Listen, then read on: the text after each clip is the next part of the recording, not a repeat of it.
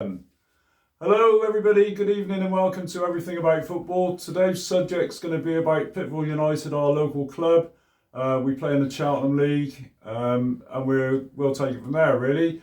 I'm Tibbsy, that's Jono as you know. Hello. This is James. James, welcome. Hello. Welcome to management, mate. Yeah. Yeah. Different, isn't it? Looking forward to it? Yeah, I am actually. Yeah, it'll be decent. Yeah. Just to let everybody know, James has come into the club as the reserve team manager. And I'm sure he's going to do an absolutely fantastic job for us. Jono? Hello. Hello. How are you? I'm good. How are you? How's the wife this week? Yeah, she's a lot better, thank you. That's good. Yeah. That's good. Better than nothing. Okay. Yeah. We'll start then with James, a little bit about yourself. Yeah, well, what do you want to know? Anything you like. I started with Pittville when we first started. How many years? Played for maybe... I think we're going into our 14th year this year. Yeah, so I had about 5 years out, didn't I? Yeah, I think so. 5 years out. So yeah, from 16 started obviously the dreaded Cleve. And then, yeah, that was it really. Had 5 years out playing rugby and just decided to give the rugby a knock on the head and come back into football. But obviously a different side of it than what I was expecting to do. Yeah, and I'm sure you'll do a really good job. Yeah, it'll be good. How did you get into football in the first place? My brother, Dan. Right. Dan and Stu used to play for the team before I did. Then when I turned 16, they got me to come along. And that was it. The rest was history. That was Cleve Onions, yeah? Cleve Onions, yeah. Okay. You didn't play before, right? You didn't play any kids football? Yeah, school? Played at Saracens, Cheltenham Saracens, under 13s at Holy Apostles, under 13s, under 14s, 15s. Then we went into the Gloucester League in under 15s, I think. Then come back to the Cheltenham League in the under 16s and then won the league. Very Okay. good. Yeah. Very good. So you're used to winning trophies then? Yeah. Didn't start with, started at Lakeside before all the Saracens, where we were actually probably rated the worst team in the league, or in the county, may I say. And then, Well, you couldn't have been any worse than Stu's team at youth level because they were on the news as never winning a game and conceding a couple hundred goals and never we scoring. weren't far behind them. So yeah, I was manager Graham's Kinston Smith at Lakeside and then Andrew McFarlane at Saracens. So Was yeah. Kingston Smith, was he the one that went on Britain's Got Talent and he was kicked off straight away? Yeah, he's terrible. He was terrible. What did he do? He pulled a banana out of a bag on stage and then off he went. Yeah, it wasn't the best. Oh, Yeah. okay. Yeah. Nice bloke though. Nice bloke though. Yeah. Yeah. So obviously you came back to the club, maybe for the love of it, because I think we all do love the club, don't we, that we built. You've taken on the role as the reserve team manager. Is it exciting you, or are you a bit nervous, or? Oh, it'll be good. I think I'm lucky that Dan and Stu are coming along to help. Yeah, I'll just drop in there. Thanks for your continued support, Stu. And so I'm not nervous. I know quite a few of the lads, so I think it'll be good. I think there's potential to have a real good team in that second and in the first, with the amount of players we've got signing on. So Yeah. hopefully it won't be as stressful as John had last year, but who knows? Yeah, I think it was a stressful year for everyone last year, not just John. It was across the board really. Tough times, wasn't it? Tough times really. What about you, John? You came through the season all right in the end. Yeah, in the end, we managed to get through it and we had quite a positive vibe as well towards the end of the season, so it was pretty good. And I think it just set it up well. Yeah. To go into this season really, particularly from the reserves point of view. Obviously James is taking it on now and he's going to add quite a bit of fresh blood, I guess, I should imagine, to it and help boost that up. So that'd be good from the reserves point of view. Yeah. From the first team point of view, obviously I'm really excited to get going. I'm really looking forward to it. And I just can't wait to get going, see what the players are about, see what they've got, and just go from there and build. It's going to be tough. new division for both teams, because we're up in Division 1 now, which is going to be tough. And then, as we've always said, that Division 3, that's a nightmare of a division because you get so many new teams come in and a lot of them are glory hunting. Yeah. That's going to be a tough division as well. Yeah. Make no mistake about that. Yeah, I do think from out in the background of it all, it's going to be equally tough for both the first and seconds this year. I think you've both got a big job on your hands to get good results, but you know we wanted to move onwards and take the club forwards, and I think we will. Yeah. I think we've been very positive this summer with everything we've tried to do. And I do think we'll take the both teams forward. And obviously I'm here wishing you both all the very best with that, because it's what we want. You know, the better that both teams do, the more recruiting we'll do. Fantastic. Thanks very much, and we'll see you next week. Good show. Okay, cheers. Well done. Cheers. I thought you were building up to a big finish there. Not at all. Not at all. No. No. So, do you think you both can work together? Yeah. I do. Yeah. No, definitely. I think it's going to be a hard, tricky week, couple of weeks, because like I've got lads texting me going, I don't want to play in the ones, not because they don't like John, not because they don't agree with anything that's happened in the club, just because they're mates of mine or mates of Dan's, and they just want to play with their mates. Yeah. So that's going to be tricky. But I don't think it doesn't have to be. It doesn't have to be tricky, but I think as long as I'm honest with John and he's honest with me, and if lads don't want to play, we can't force them to play, but also we need to make sure that our first aren't getting pumped every week. Yeah, I agree. It's all about enjoying it, but also you've got to have a little bit of, there's got to be a little bit of thought about it. If you've got a first team, then maybe the better players do play in that first division. Maybe. But as you just touched on it, James, you can't force people to do something they don't want to do. No, because they'll just leave, go to a different club. It doesn't pay to make people do things they don't want to do. So it really is about being a happy club.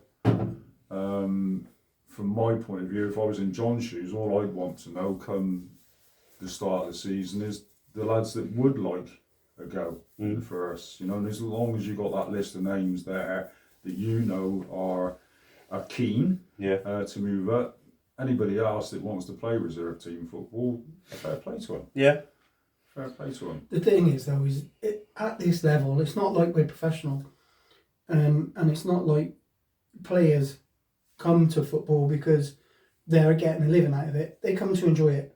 They come to have a laugh, play a bit of football, which everyone loves, hopefully win a game, and hopefully win some trophies.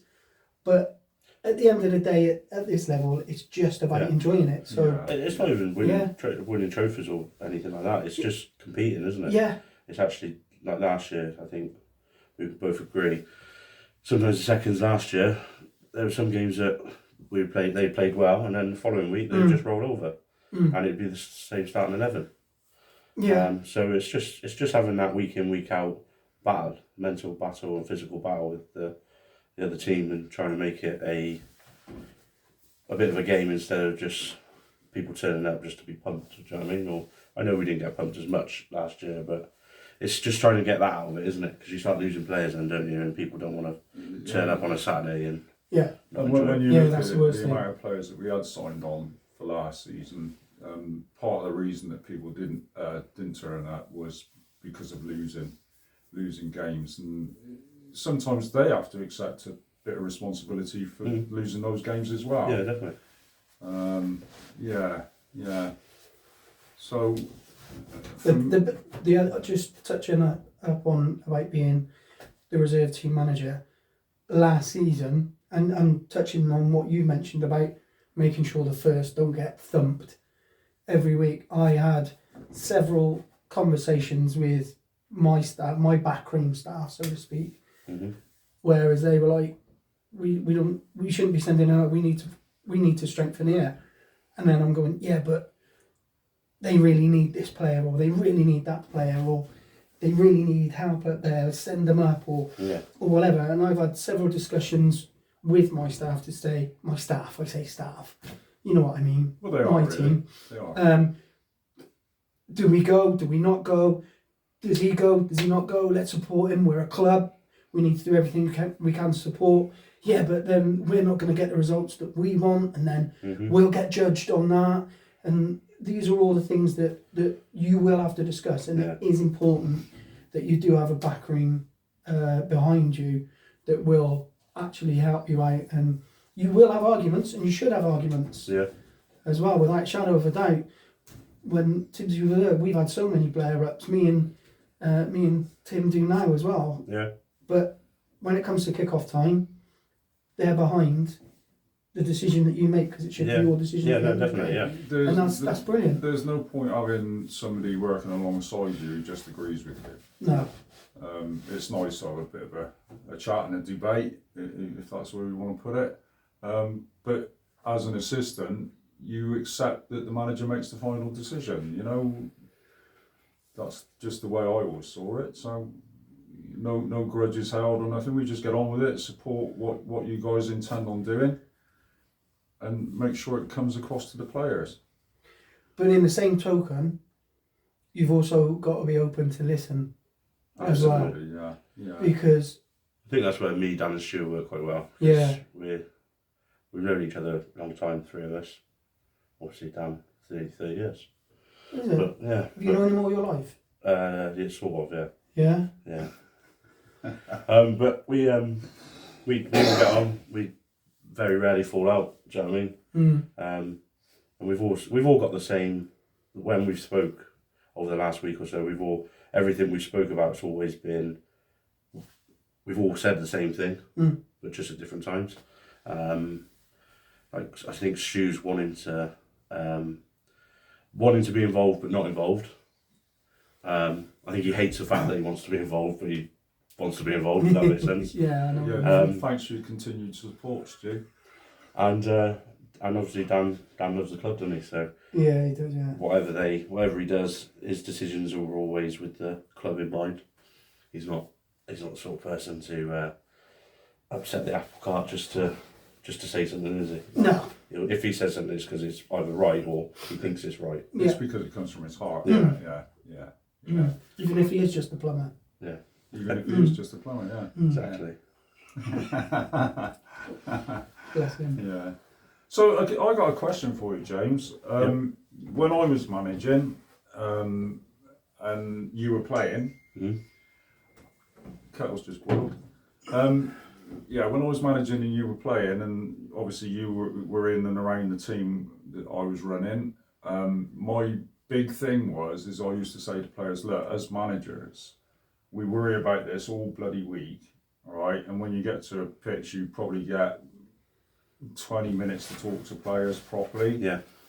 And then you're meant to get 15, I know, at half time, but you generally only get 5. Yeah.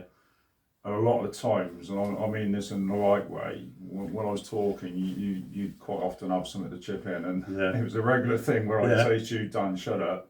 Not Dan. James, shut up. Dan never said nothing, did he? No. But how would you handle that if you're doing a team talk and you find there's somebody chipping away, or? I don't know. I think it's always good to hear how the players are seeing it on the pitch.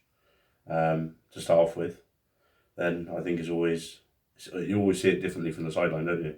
Yeah. So how they see something on the pitch to how I see something on the sideline, it's two totally different things. So I think it's good for them to have their own little bickers and maybe 30 seconds of, oh, you should have done this, oh, we should be doing this, and then maybe 5 minutes of just, right, this is what we're going to work on now, we're going to go from this, that, we're going to change this, subs of this, that, and just change it around a bit, and then, get back on. Yeah. See, I had to learn that during my time of running teams, that just let players, as they come off the pitch, let them have that couple of minutes.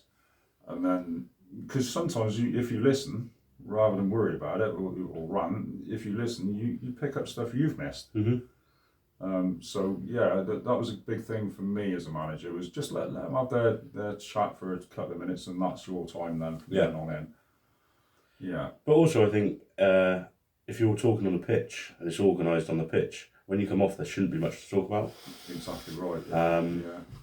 unless, like, say, a defender's having a chat with a striker or the keeper's having a chat with a striker about something, or, do you know what I mean? It's if it's organised on the pitch and they're talking amongst themselves, by the time you come off, you're just sort of getting a little bit of breather and a little catch up, and then maybe giving someone a bit of advice because they're playing against a lad that you know, or do you know what I mean? Or So Okay. New venue.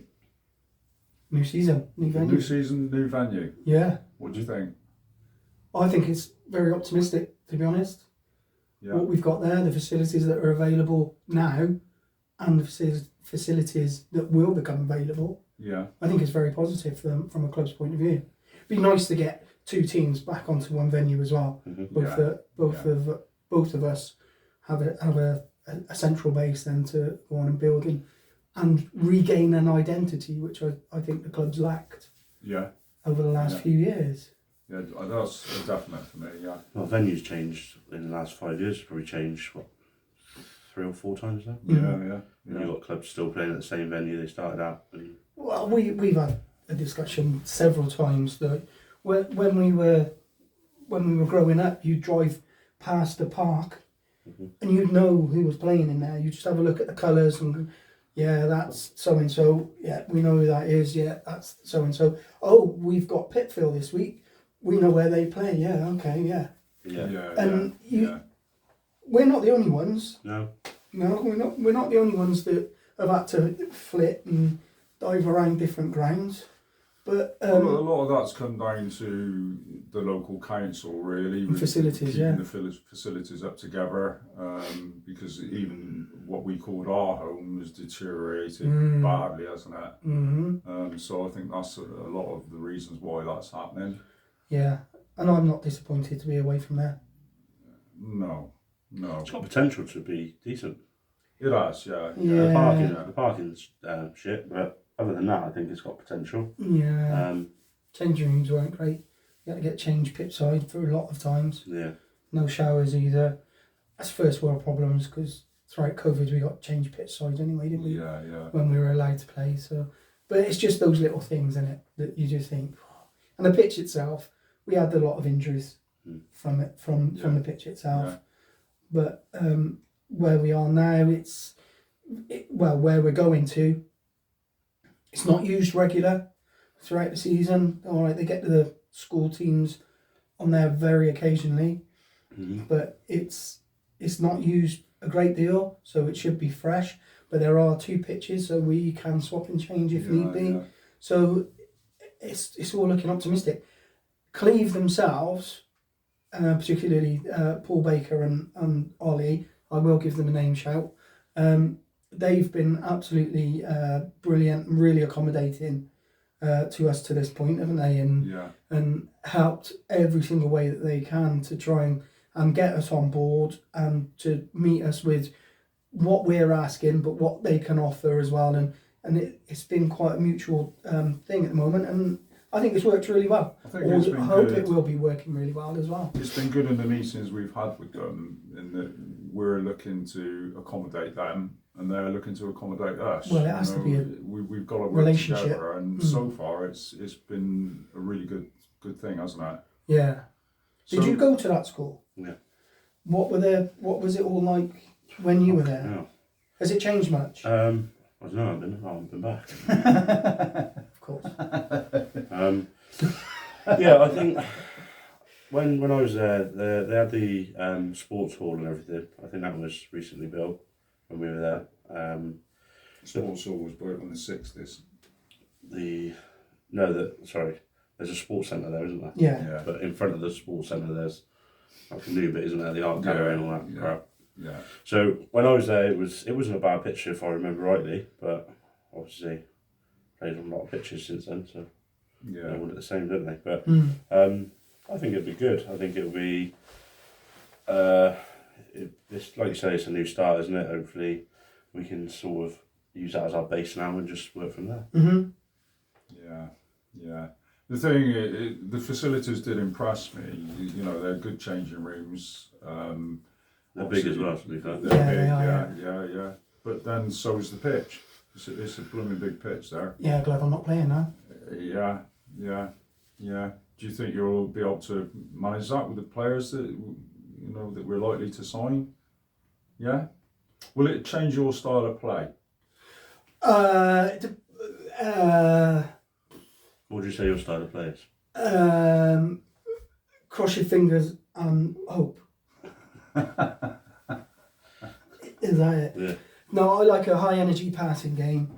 I'm not necessarily a pressing type of manager with a Liverpool style, because at this level I don't think we've got the fitness to do that constantly. Mm-hmm. But I do like it done in the right manner. So really it's just about getting the ball down, knocking the ball around and trying to play some good football. But you have to adapt as well to your players. Mm-hmm.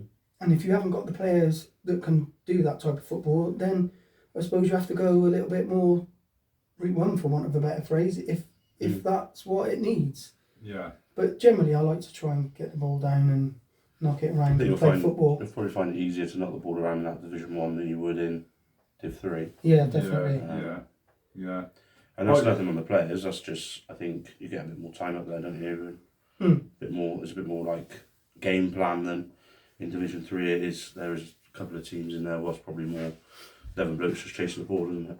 Yeah, there is, to be fair. And completely agree with that. And it is a little bit.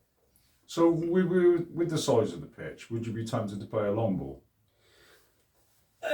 Well, no, because if you're going to play that long ball, then there's no point if you're just going to stay up there, because you're not going to win anything. So you're going to have to drag him out. So you are going to have to knock it around, but maybe put that long ball in a little bit earlier than you would do on a smaller pitch. Yeah. For example, whereas you can build a little bit more and hold the ball at the back to create that bit of space, bang, and then it goes, because you've got a lot more grass for the strikers to run onto. Yeah. When you're on a little bit quicker than you would do on a smaller pitch.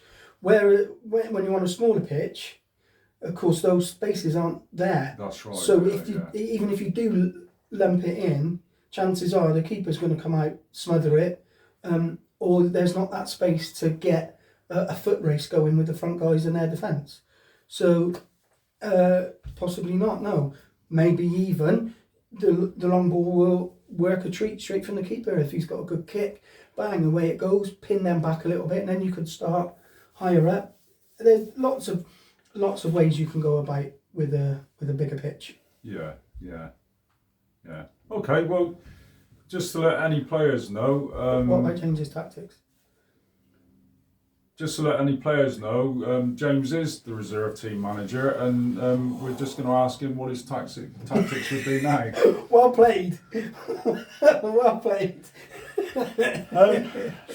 Just really what you've got to play with what players you've got, haven't you? And who you're playing. If you're going to go, I think there's a lad who used to play for Doubters, and there's a lad at Tewkesbury, quite a big tall centre halves. You're going to play against them, and you've got, I don't know, let's say, name a striker who's, say, Tom Daggers when he plays up top, or when he has done. You ain't going to pump a ball over the top, because he's just not going to win it in the air against him. Yeah. So in that way, you probably would play a bit more of maybe a long ball from the back four into the middle, or let's say a lofted pass into the middle, and then when you get to that centre, when you get to the defence, you play like a bit more of a tap and go, or a little try and pull him out, then someone round the back. But yeah, passing game's my game. Do you know what I mean? I like passing. I do like the long ball.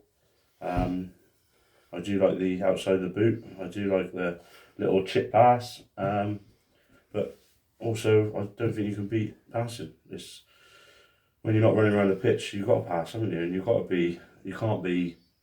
your touch has got to be your touch. Do you know what I mean? Yeah. You can't be having a touch, then another touch, then setting it. Like if you play a fast passing football, it's a touch and go, touch and go, touch and go.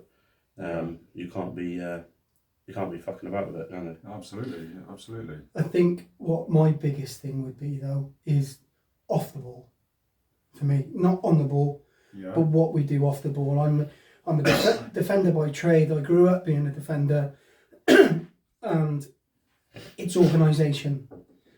Organisation for me is the first thing that I try and get through to everyone.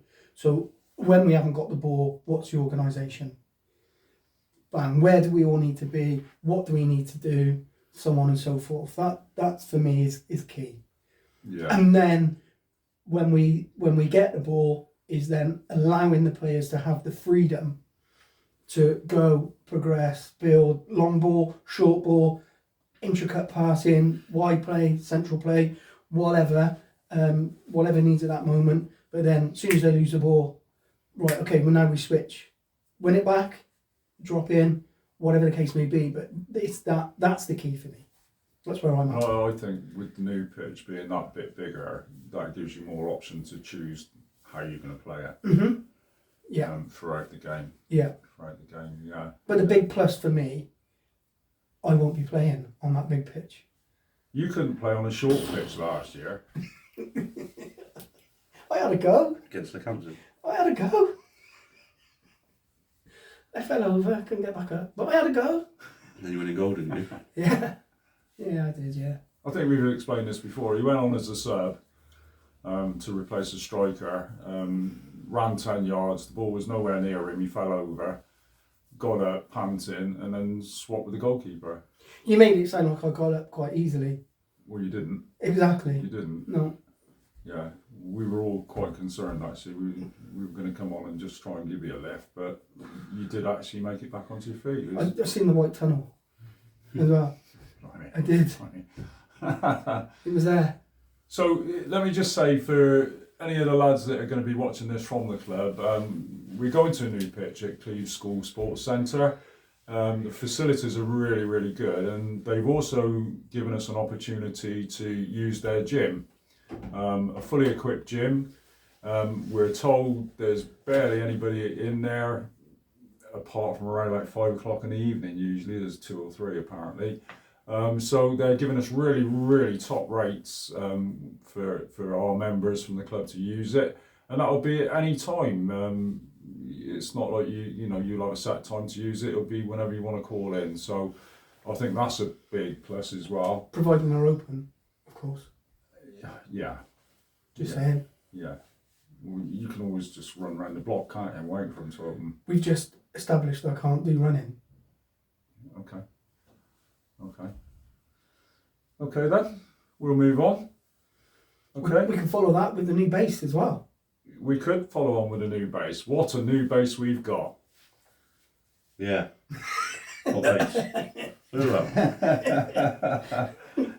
New pitch, new base.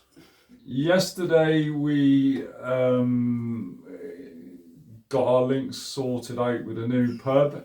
Oh yeah, I didn't make that. The King's Head in Bishop's Cleeve. It's a really nice venue, isn't it?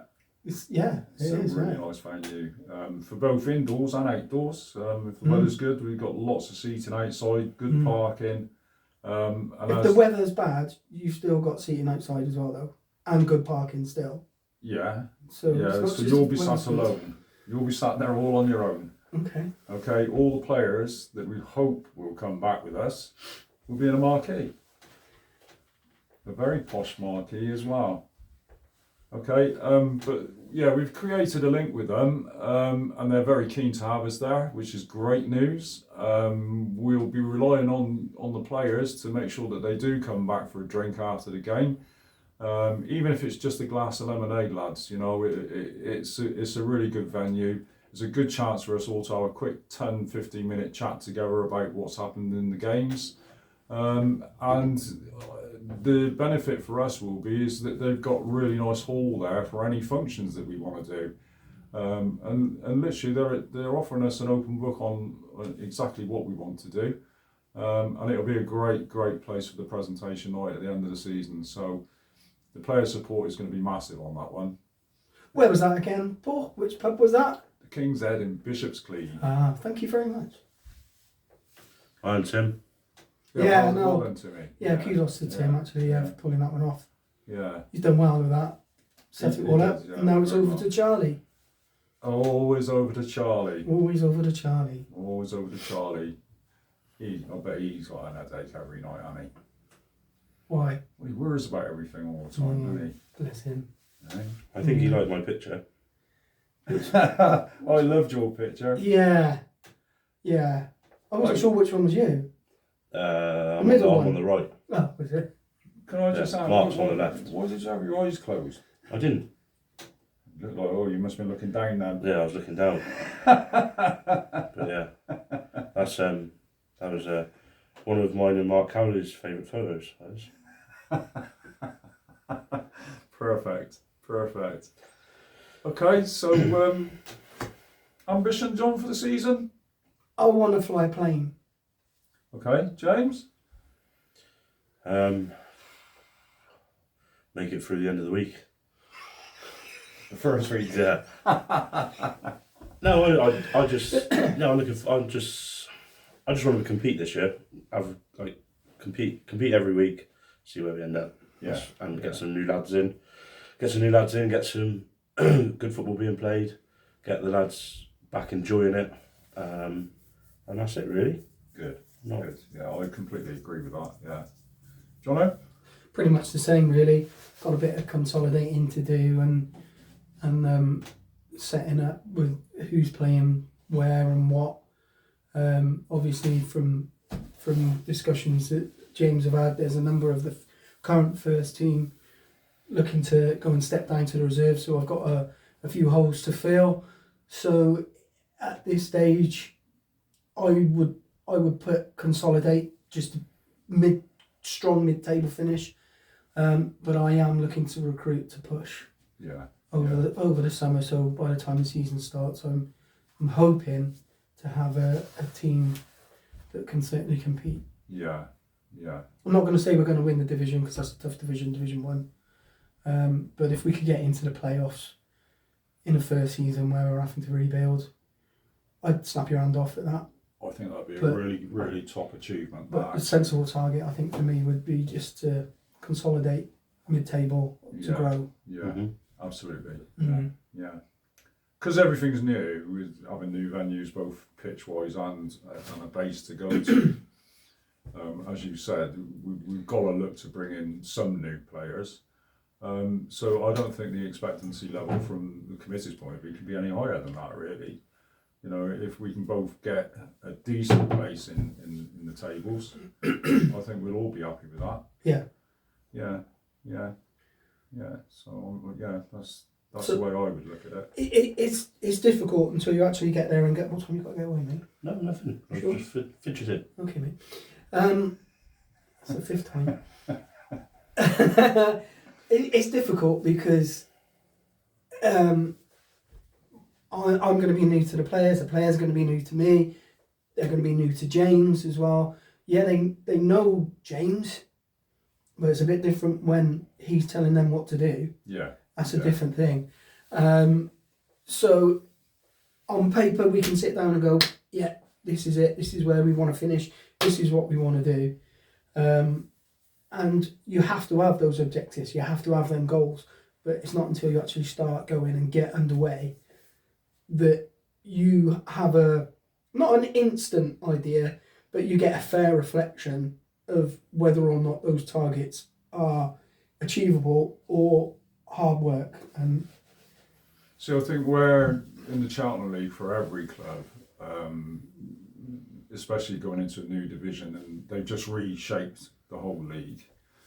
So you won't be able to gauge it until you play 2 or 3 games as to how good your opposition is going to be. I think from the first team point of view, but from James's point of view, it's going to be tough. We all know it's going to be tough because we've experienced it so many times when you think, right, we're at a decent level and in pops a couple of teams. As you said earlier, the Glory Hunters should be playing in the Premier League. Yeah. You know, and that's what you're going to be up against. So we know James has got a massive job well, on there. what is it, 16 teams? Yeah, and we've got no idea what they're going to be like. So that's going to be tough in that sense. It's quite a bit of travelling as well because they're really? mainly Worcester teams. Yeah. It's not good when the price of fuel's rocketing, is it? That's why they have to work their nuts off and car share. Yeah, Get, yeah. get the club making some incentives for drivers. Absolutely, yeah, Mm. yeah. No, I get that. So the next thing I want to talk about is obviously to keep a club together, keep players together, and make the club a family club. Along those lines, is we're going to be looking at doing different events throughout the years. Now, James, you stepping down now, aren't you, as the events manager? Yep. So again, any players watching, the club is looking for an events manager. It's just really coming up with ideas to get the players together on an evening and have a bit of fun. Really, it's good for bonding. We've done all sorts in the past, haven't we? We've done Halloween nights, we've done Christmas parties, we've done FIFA nights. We've had darts nights, X Factor. And they've all gone down really, really well, haven't they? You know, so it's for me, it's important that we get back to doing that kind of thing on maybe 4 or 5 times a year. I forgot about that darts night one. Yeah. What was that? And the Greyhound. Oh, That was under Cleavonians, I think. wasn't it? Yeah, it was, yeah. But still us organising it, wasn't it? So it's going to be important that we hold events, and again, that's down to players supporting those events. But in general, they've been real good nights out, haven't they? Yeah. Real good nights out. The key to it is putting it on, isn't it? That's the thing. Yeah. The key to it is putting it on, but then selling it to everyone. It's not just about, oh, we're going to do something next Thursday. Yeah. It needs to be. Time, doesn't it? Yeah, you need to have it clearly defined out. We're going to do this on that night, well in advance, so that people can start getting it into their brain. Oh yeah, I'm going out on the 15th because we've got a charity chess game or something. Yeah. Quiz nights. Yeah. That's what it's about. If we, unfortunately, where we are as a club, I don't think we can do the next Friday thing. No. Some clubs can do it. No. I know a lot of clubs can do it, but we can't. We've got to have a good run up at certain events. So the other side to it is from the discussion yesterday with the King's Head. Yeah. It was as they put on events throughout the year. Yeah. Where they've invited us along, and that'll be interesting. Well, the first one, isn't it? Be completely different, won't it? The first one to begin with. The you know the date what we set up to have the inter-club friendly. They've actually got what is it? They've got a bank holiday fair in it or something. Yeah. They've got some sort of barbecue fair there. So back there after the game. Yeah, that's exactly it. Because we were planning to go out anyway, weren't we, on that night anyway? So why not go back there, have 3 or 4, and then start the day off? Yeah. So you say inter-club, is that like you're playing against each other, are you, for a game, or? Oh, right. Yeah. First week, reserves versus the first. Is that the first friendly or the last friendly? Last. Right. Okay. Before the start of the season. Try and do it early kick-off as well. Yeah. It wouldn't be a bad idea. Get in the pub. Yeah. Instead of waiting around for football till 2 o'clock and then you finish by start at 12, finish by 2. What after then? 8 o'clock kick off. Yeah. 8:30. And then straight down spoons for breakfast. No. Yeeties. So what do you think about the 71 players what might be signing or might be interested? 71 players? 71, yeah. Have we? I believe so. Have we? Yeah. I don't know. You've got a few on your radar. No, on your list there was 71. No, they weren't all. No. They were just list of names. Okay. They weren't all of them that have said that they're going to sign on. There's quite a few crosses on there Okay. as well. I got to about being 50 potentials. Okay. Of mixed abilities, if I'm honest. Mixed abilities, mixed qualities. But irrespective of what we get, because there'll no doubt be a few others that hopefully turn up throughout the season. I think that's a very positive start without having done anything. Yeah. And I know people are panicking at the moment. Oh yeah, but this club's already started training. They've already got friendlies. Oh, this club's already started. They've already picked their squads for the season. Blah, blah, blah, blah, blah, blah. Okay, fine. That's up to them. I don't like to work that way. I like players to have a good rest and then come back fit and raring to go. But from where we are without doing anything, I think we're in a very, very good position straight off the bat. Yeah. And as soon as people come through the door, that's all that we're after. Get them all in the door, come to a couple of events, and then we can get into them, can't we? And then go, hey, Definitely. That's the plan. So you're gonna as I'm only asking. This is for me out of interest. Yeah. When you start training, you're gonna mix everybody in, and you guys both work together on that, or that's the plan. I've sent James a brief outline of the pre-season session that I would like to do, but I haven't had a chance to properly speak to him about it. But what I'm thinking to do is everything we do like this together, literally. So we'll set it all up, and I'll go through everything with you before the actual day. Yep. So you know what we're going to be doing, and then we'll go through it all. So you can have your input as well and say, I need you to do this. I'll have my input, but then we can have a good look at everybody, and we'll walk around. Same with Stu and Dan if they wanted, but if they want to join in, that's fine with them. Yeah. Same with Tim and anyone else who comes along, and then we can all have a good look around. We can separate, look after a few groups or whatever the case may be. But for the first 5 sessions, it's just everybody going to be in together.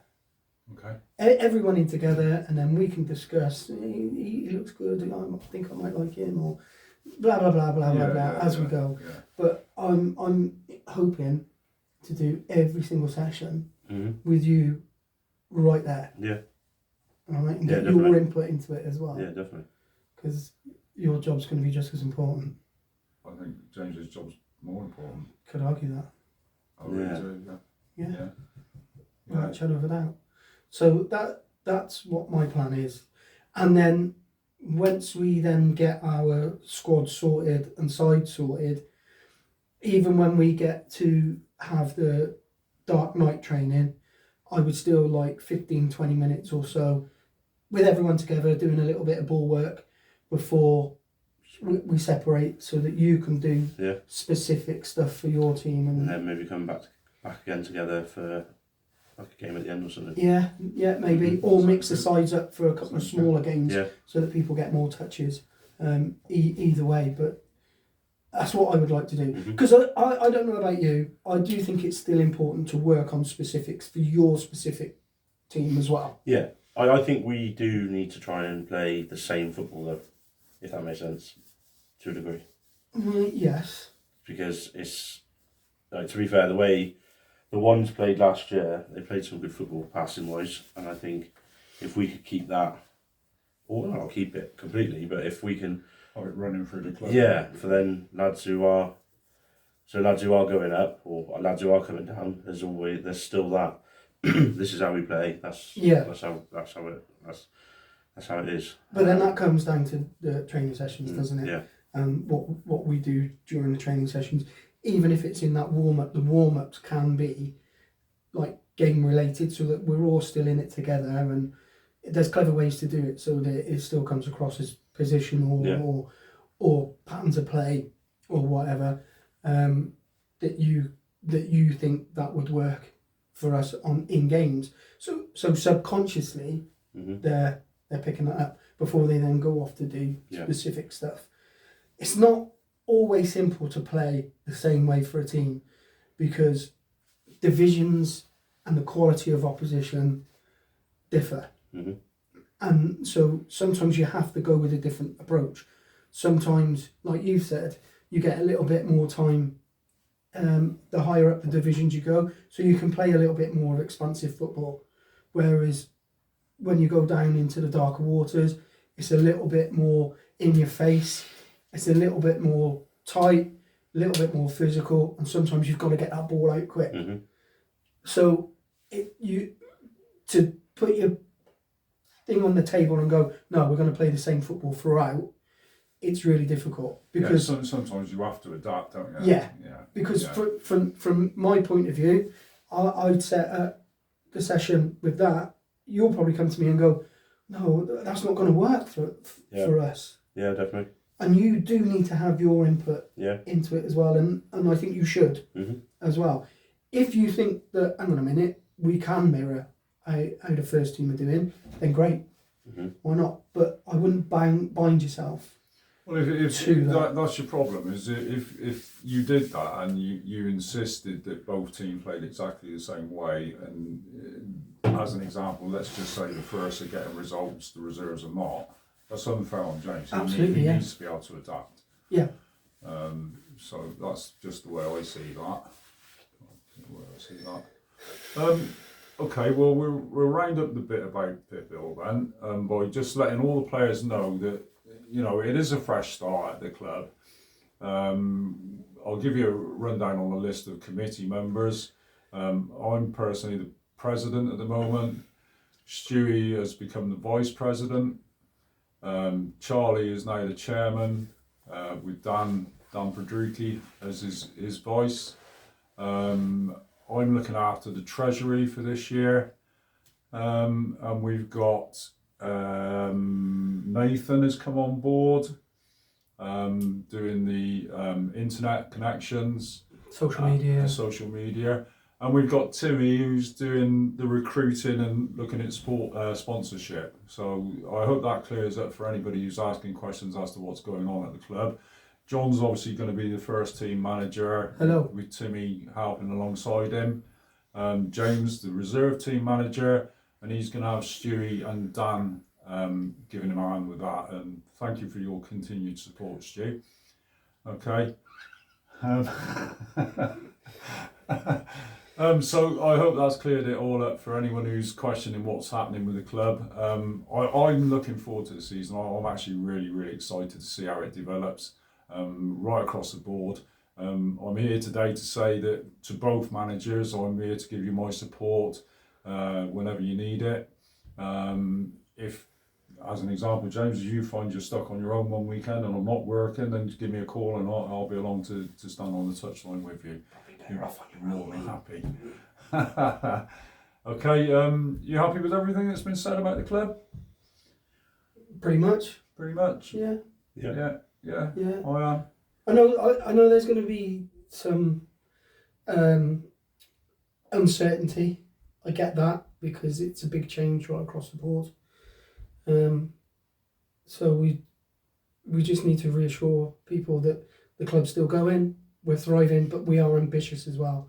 Both myself and James really do want to push the playing side of things along a lot better, and more importantly, to make the whole club friendly, to make the whole club a club, one, together, everyone. Yeah. And I think that's the key. It's what we always had as a club, and we lost it somewhere along the way, I think. So, yeah, it'd be good to get it back. Okay, so before we leave, I've got to sit here and say that it's been a tough one for me today because I got two bloody Skates fans sat alongside me. Jono's an Everton fan. Here we go. James is a Liverpool fan. And there's me sat on the outskirts, like, you know. So, first thing, John, what do you think the season's going to be like this year for Everton? Going to win the league this year. Is it a championship, wasn't it? You did get relegated. Sorry. Just because I didn't throw my tools out in pram and do a whole session on Everton by myself, just because you did with Man United. Oh, his wife's sick. Never mind. I can do what I want now. Man United, love them. Div. James? I don't think Everton are going to win the league. Neither do I just wanted to piss him off. I don't know what will happen this year. Who knows? Manning's gone though, that's a tough one. I still think that Liverpool had a successful season. They won 2 trophies, and we've said it before, haven't we? How people diminish the value of those trophies. You know, you still get 100,000, 90,000 in Wembley for a League Cup final. You know, and it's only a small cup if you're not in it anymore. That's the way I see it. So to win two trophies, I think that's still a really good season for Liverpool. Yeah, and to finish where they finished and the games they played, I think they played every every game they could Yeah, they did. Yeah. potentially play. So Yeah. yeah, the Champions League was a bit of a flop in the end, wasn't it? But as in the build up to it. I still believe that a Premier League team, that's tiredness. That's mental tiredness that, for me, because it's such a long season. Yeah, but you can't take anything away from Madrid. You can't take anything away from Ancelotti and his game plan either. No. As much as I think he shafted us by just coming in for a quick paycheck, I think realistically he got his game plan right on that day. Well, he done it to City as well, didn't he? Yeah. Yeah. Are they 4-0 down? What? 3-0 down? We already touched on this on our last video together. Yeah. And they had City, PSG. Chelsea, PSG, Chelsea, City, Liverpool. Mm-hmm. And Liverpool had the easiest run as well. But I don't know, we'll see, won't we? I reckon probably City will win it again, maybe. So realistically then, what's your hopes? Avoid relegation. No, he's already started clearing out. He's already started getting rid of the deadwood that needs to go. I just think it's going to be an entertaining season across the board from every club's angle, really. But for United, the talk is that he's got to make Champions League. I'm not so sure on that. When you're rebuilding, you've got to have patience. You've got to have patience with that. So for me, again, if we do well in the Europa League, I'll be very, very happy. And if we could make the top four, I'd be ecstatic. But I don't expect it. Let's put it that way. Where did you finish this year?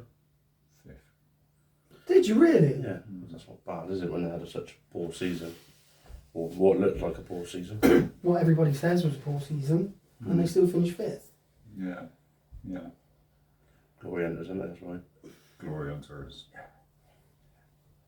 Okay, time to wrap it up. Time to wrap it up. Okay, thank you everybody for watching. Hit the like button, subscribe. Oh, he's done that again.